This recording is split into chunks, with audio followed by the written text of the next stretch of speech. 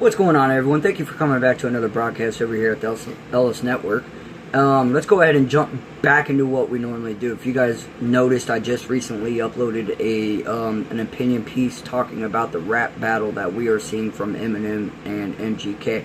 And that's something I normally don't do. I normally don't drop opinion pieces on much of that kind of stuff. So we're going to resume normal activity, guys. As that video was uploading, I decided to hop on the laptop and get back into my normal routine, and that's usually, you know, where I wake up, drinking my coffee, and reading the news. So within the last couple of days, guys, if you guys watched a lot of my videos that I've been putting out, we've been talking about Syria and Russia, and the offensive that they're getting ready to go into Idlib, over there, the Providence. Now, I've said in my videos where Trump's administration has come out and told, you know, Bashar al-Assad and Russia to not attack.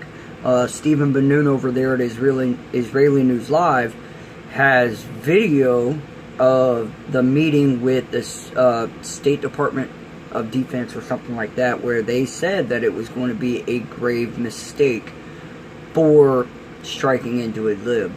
And Stephen Bannon brought up a very, very good point, because what's really going on over there, guys, is, you know, terrorists from Al-Qaeda, even ISIS, you know, just jihadist terrorism, has went into this Providence and pretty much held it hostage.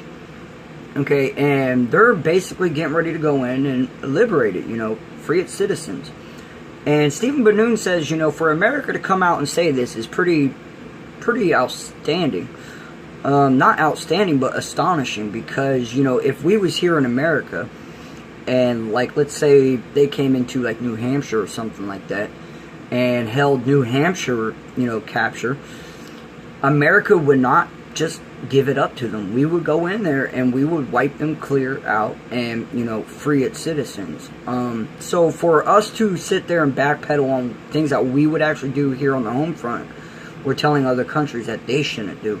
And that was the first time that I was, you know, you put two pieces together and you're like, huh, that makes a lot of sense. So the reason why we're going to go ahead and talk about this now is there's an article that came out 2 hours ago from BBC News.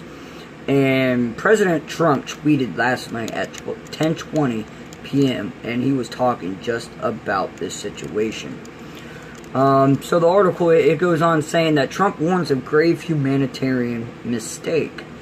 Now, I've said yesterday in the video with a very unorthodox word called bloodbath.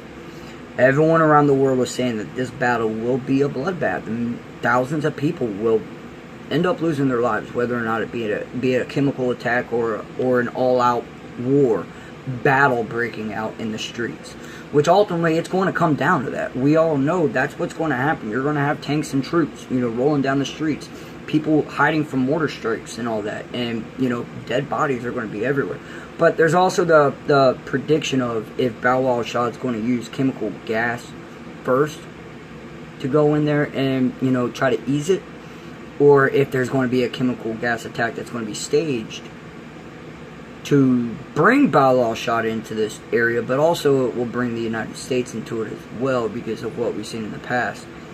So, you know, I've said that Trump's come out and said that his administration's been very against the whole idea of going into Idlib, and with Stephen Bannon coming out saying what he did, you know, it brings a lot of questions as to, like, what's going on.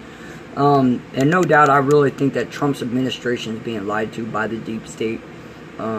He even has a bunch of deep state snakes in his administration that's trying to, you know, put, you know, a cloak over his eyes, I shall say. But this is what the tweet says last night. It says, President Bashar al-Assad of Syria must not recklessly attack Idlib province.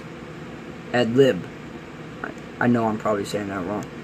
The Russians and Iranians would be making a grave humanitarian mistake to take part in this potential human tragedy. Hundreds of thousands of people could be killed. Don't let that happen. Now, guys, I really don't see Trump, if it goes down, I don't see Trump, you know, blowing smoke. I really see Trump being the type of person, we've seen it in the past, you know. Trump says he's going to do something. He does it. He don't putsy it, you know, putsy around. He don't mess around.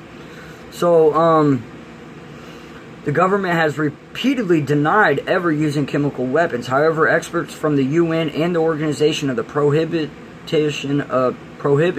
guys, I'm sorry, I can't wake up, of chemical weapons, OPCW, I'll just say that, that's a lot easier.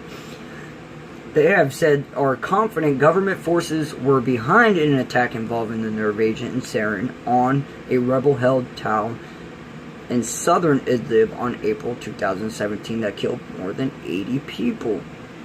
Again, maybe it's deep state saying that. There's a lot of facts that's not being brought out mainstream, letting people know that, you know, Bala al-Shab may not be responsible for it.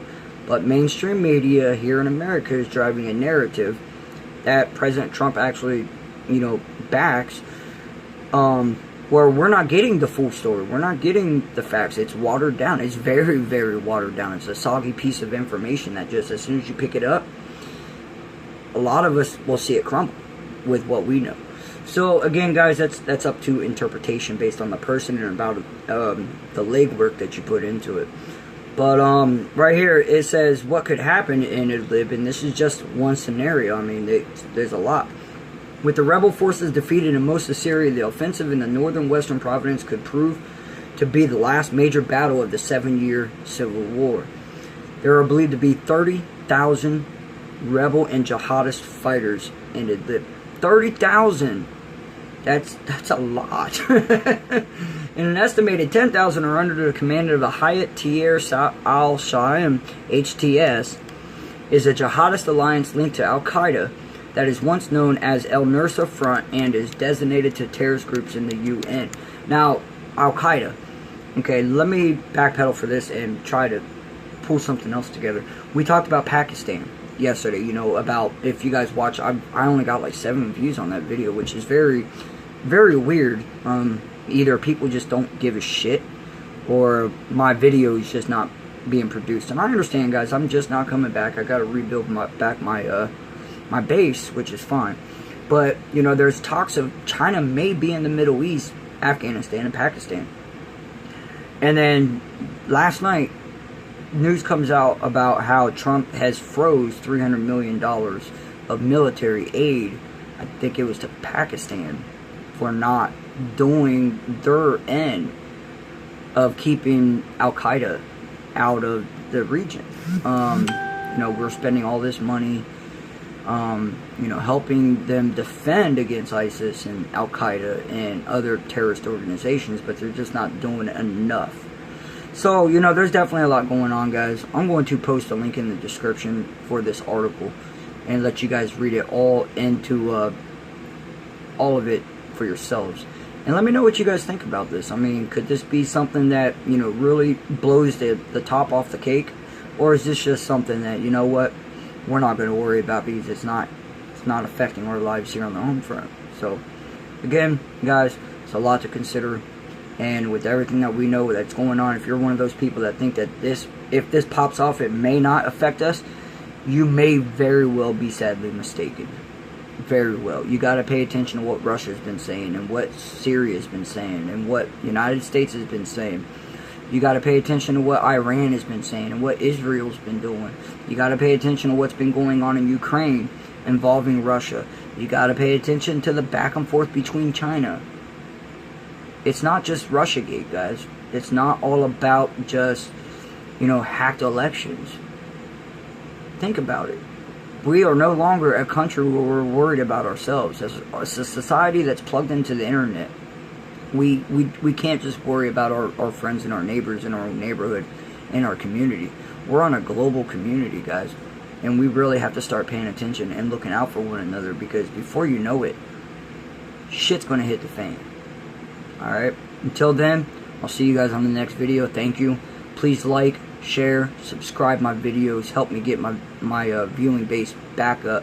For the ones that actually stuck around, and even in my absence, and you are still here, I appreciate you guys. I really do. You guys are day oneers. Alright. Later, guys.